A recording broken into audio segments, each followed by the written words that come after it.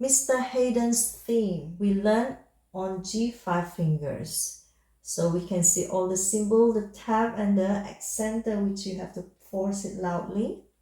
Start from G5 fingers. Left hand, the top one is D. D, G, skip to D. D, go down to A, to skip to C, skip B, A, B, A, tap, and a third G. When you see there's only one crotchet on the front, it's called anacrusis. It means you have to start on the last beat of the 2 bars.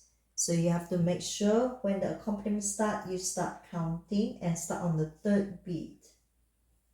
1, 2, 3, 1, start.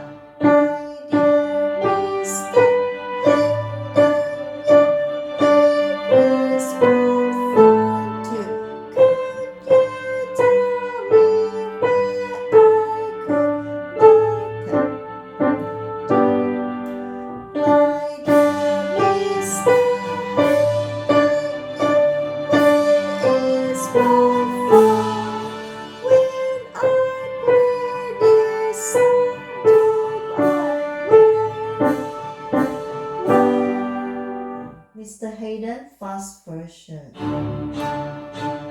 Start.